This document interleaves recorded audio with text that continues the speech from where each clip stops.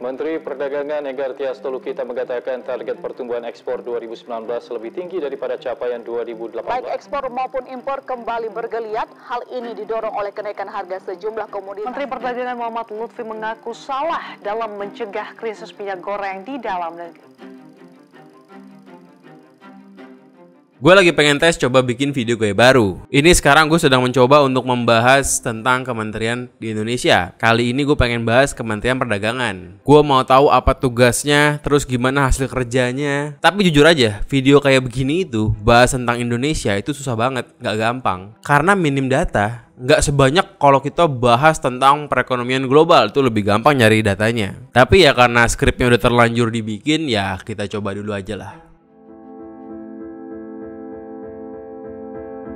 Sebenarnya kalau kita ngomongin kementerian di Indonesia, itu kita nggak bisa ngomongin satu doang. Karena kerjaan kementerian itu banyak yang beririsan. Misal kita ngomongin Kementerian Perdagangan, mereka ngurusin ekspor-impor. Tapi itu juga bersinggungan sama Kementerian Keuangan, Kementerian Perindustrian, Kementerian Ekonomi Kreatif, dan macam-macam. Jadi apa yang gue ceritakan di video ini mungkin merupakan pekerjaan ya banyak kementerian saling beririsan. Kalau kita mau bikin list kira-kira apa aja pekerjaan dari Kementerian Perdagangan, kurang lebih ada 3. Pertama, mereka itu ngurusin ekspor-impor, alias ngurusin neraca dagang. Ini berhubungan juga sama BI. Kenapa? Karena ngurusin neraca dagang itu berhubungan sama nilai tukar juga. Dan kalau ngurusin ekspor-impor yang migas, itu juga berurusan sama Kementerian Energi. Kalau ngurusin ekspor-impor pangan, itu juga berurusan sama Kementerian Pertanian, dan lain-lain. Yang kedua adalah ngurusin stok barang di Indonesia, terutama barang-barang basic kayak sandang, pangan, papan. Itu kerjaannya Kemendak tuh, buat ngurusin stoknya supaya nggak habis dan juga nggak kebanyakan. Kenapa nggak boleh kebanyakan? Ya supaya jaga harga, supaya harga nggak turun. Kalau misalnya stok cabai di Indonesia itu kebanyakan, itu kan merugikan petani cabai. Dan nggak boleh juga kedikitan, karena kalau kedikitan itu merugikan konsumen, jadi mahal harganya. Jadi harus pas stoknya. Yang ketiga, Kemendak ini juga ngurusin yang namanya regulasi pembentukan usaha. Misalnya bikin PT, bikin CV, siupnya, regulasinya dari Kemendak. Meskipun juga itu kadang-kadang beririsan sama Kementerian Perindustrian. Dan karena ranah mereka itu salah satunya adalah ngurusin perizinan usaha, makanya kita nggak heran selama ini kebanyakannya yang jadi Menteri Perdagangan adalah pengusaha. Mereka bantuin pengusaha bikin regulasi semudah mungkin supaya usaha bisa berkembang. Kalau kita ngomongin indikator ease of doing business di berbagai negara, itu ya salah satunya adalah kinerja dari Kementerian Perdagangan, karena mereka berusaha semaksimal mungkin bikin usaha di negeri ini jadi nggak susah.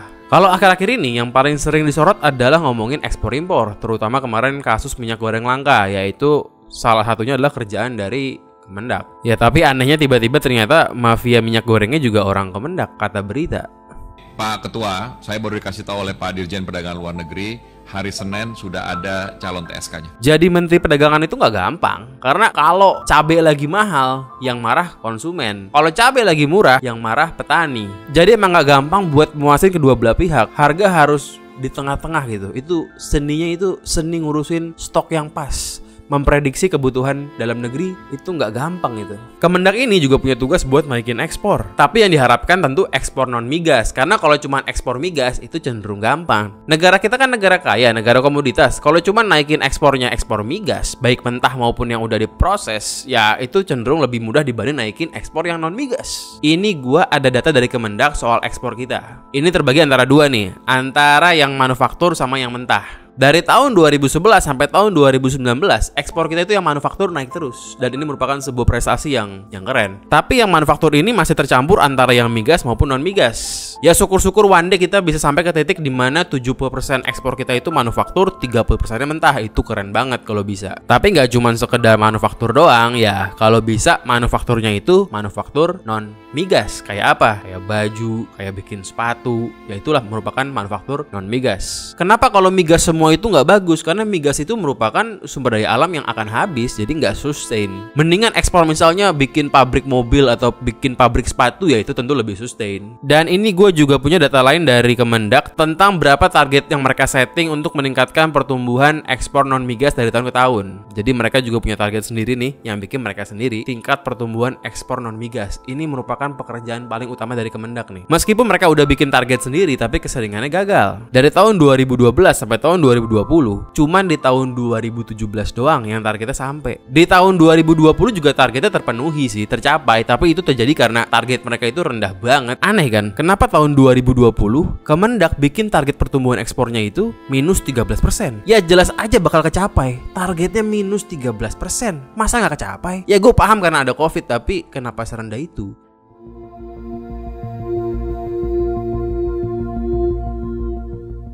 Nah, di sini gue punya sedikit solusi buat Kemendak atau kementerian apapun itu buat naikin ekspor non migas. Sebenarnya ngasih solusi itu bukan tugas gue, karena gue nggak digaji buat mikir tentang hal ini, dan gue pun cuma seorang YouTuber random, jadi ya omongan gue mungkin salah. Tapi karena saran gue ini akan berefek baik untuk gue pribadi, ya gue ingin menyuarakan saran ini. Siapa tahu juga saran gue bener kan? Ya lumayan. Gue itu kan jualan skincare dari India, dan itu berurusan sama Kemendak juga karena gue impor. Jadi sebelum kita mulai ngurusin BPOM-nya kalau kosmetik, ya kita itu diminta buat ngasih surat penunjukan distributor dari brand Ustranya, kasih ke Kemendak. Baru kalau Kemendak udah proses, baru BPOM bisa ngerjain perizinan BPOM-nya. Kementerian yang paling dekat dengan Kementerian Perdagangan adalah Kementerian Perindustrian alias Kemenperin. Dia ini punya program namanya TKDN, tingkat komponen dalam negeri. Kalau misalnya kita beli mobil nih, beli mobil Mazda atau beli mobil BMW, mereka itu mobil build up, artinya sepenuhnya seutuhnya dibuat di luar negeri. Beda sama Avanza, beda sama Wuling karena punya pabrik sendiri. Mereka itu setengahnya buatan lokal. Jadi mereka itu memenuhi tingkat TKDN tadi. Kalau barang memenuhi TKDN ini, pajaknya akan lebih murah dibanding mobil yang build up. Kenapa? Karena TKDN ini sudah menyumbang efek bagus kepada ekonomi Indonesia. Kalau misalnya ada mobil Avanza dibuat di Cikarang, itu kan lumayan mempekerjakan banyak orang Indonesia. Jadi itu kenapa pemerintah ngasih pajak lebih rendah buat barang-barang yang nyampe ke tingkat TKDN. Nah, kalau Mazda mau mobil build up yang lebih murah, Mazda harus bisa ngebuat mobil itu sedikit bagiannya di Indonesia supaya memenuhi tingkat TKDN yang ditentukan oleh Kemenperin. Ya nggak usah semuanya buatan Indonesia. Misalnya kita impor chassisnya, yang dibikin di sini perakitannya doang apa gimana? Yang penting memenuhi tingkat TKDN yang diinginkan oleh Kemenperin. Yang keren itu negara Thailand. Thailand itu bukan asal brand Mazda. Mazda itu kan brand Jepang kan. Tapi mereka punya pabrik di Thailand, dan kalau orang Indonesia mau beli Mazda, kadang-kadang dapatnya yang build up dari Thailand. Artinya, Thailand itu ekspor Mazda ke Indonesia, padahal itu bukan brand dia. Jadi ekspor itu sebenarnya nggak harus brand lokal. Ekspor itu bisa aja brand luar negeri. Kayak kita Indonesia nih, kita punya pabrik Adidas, kita ekspor sepatu Adidas ke Amerika, ke Eropa, kemanapun. Itu kan ekspor kita juga, nggak harus selalu brand lokal.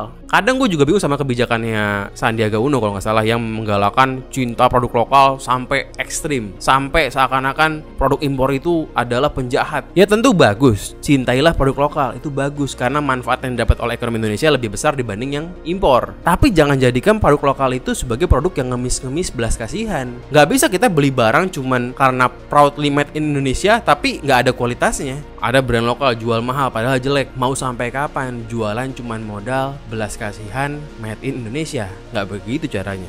Kalau mau ngeberantas produk impor, itu harus dengan cara yang berseni. Kalau kita ngomongin handphone, nggak mungkin semuanya mau buat pakai handphone brand Indonesia. Kenapa? Karena emang nggak cocok buat kita. Bukan apa-apa, bukannya nggak nasionalis, bukannya gue benci Indonesia, bukannya gue cinta pada penjajah, bukan. Nggak ada hubungannya. Emang saat ini yang memenuhi kebutuhan gue adalah brand luar negeri buat pakai HP.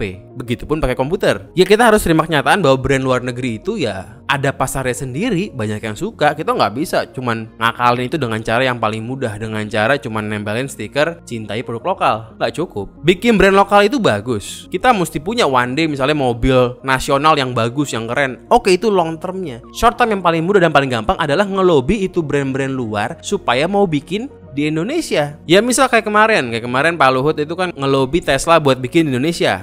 Ya kayak gitu. Dengan Tesla itu mereka sudah masuk, sebagian akan ketemu lagi dengan Elon untuk bicara, mau kau gimana gitu. Cuman jangan brand gede doang yang dibantuin buat di lobby gitu. Kalau misal Toyota, ya dia itu udah bikin di Indonesia karena barangnya udah laku. Tentu dia mau bikin di sini. Atau misalnya kalau kayak Wuling, ya Wuling itu kan dibantuin lobby oleh pemerintah supaya dia mau bikin pabrik di sini. Tapi jangan yang gede-gede doang. Jangan lupa juga sama yang kecil-kecil yang punya potensi gitu. Contoh kayak Ustra. Udah tahu Ustra laku nih, ada potensinya. Emang sih nggak besar kayak Toyota, tentu jauh banget. Tapi tapi ada potensinya. Kenapa lu pemerintah nggak bantuin gue buat ngelobi si Ustra supaya mau bikin made in Indonesia? Kalau nunggu gue yang ngelobi, gue ini siapa? Gue kan cuma YouTuber random. Ya tentu Ustranya akan mikir 1000 kali kalau gue yang ngelobi. Dia akan mikir kalau bikin di sini ntar pajaknya gimana? Kalau bikin di sini ntar apakah formulanya bakal dicuri? Apa gimana? Harusnya pemerintah bantuin lobby juga buat orang-orang kayak gue yang ngimpor produk yang ada potensinya, meskipun tidak sebesar Toyota ataupun Tesla. Kalau yang kecil-kecil ada potensi ini, ada banyak kan lumayan. Jadi bantuin pengusaha importir ini buat ngurangin impornya dengan cara lobby itu brand buat bikin di mari. Kalau brand sekelas Ustra yang bujukinnya itu pemerintah Indonesia, pasti dia luluh.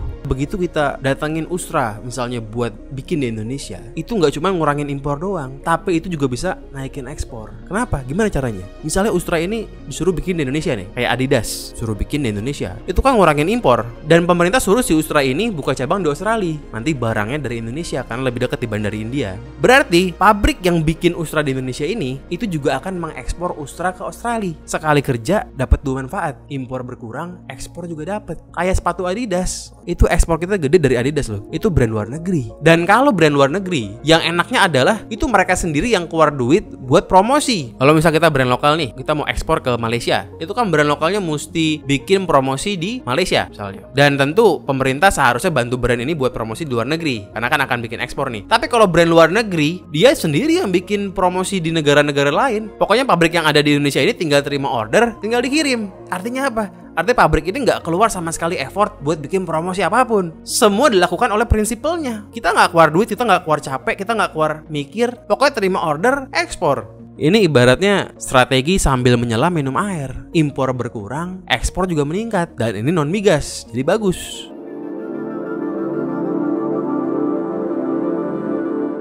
Barang-barang impor ini kan sebenarnya bukan barang yang melanggar hukum. Ini kan masuknya resmi, bayar pajak, tentu harus dikurangin, tapi dengan cara yang lebih berseni. Bukan cuma sekedar doktrin cintai produk lokal. Nggak cukup. Produk impor ini nggak usah dilawan, tapi dienakin aja dengan cara tadi. Gue ngomong gini bukan karena gue impor Ustra. Iya gue impor Ustra, tapi gue juga punya brand lokal juga. Gamal baru bikin produk sendiri bulan ini. Ada juga Norm, itu brand lokal gue akuisisi. Itu kan brand lokal juga. Nanti juga tahun depan ada Mr. Brewok bakal jualan produk lokal juga. Jadi gue juga produsen barang lokal juga. Ya gue importir juga. Gue salut sama brand misalnya kayak Humans, HMNS. Itu merupakan brand lokal yang jualannya itu jualan kualitas. Pakai Humans itu bangga, nggak malu pakai Humans. Kenapa? Emang brandnya keren, emang ada kualitasnya. Yang pasti one day bakal ekspor. Jangan pemerintah ini cuma maksa kita pakai brand lokal tapi nggak ditingkatin juga kualitasnya.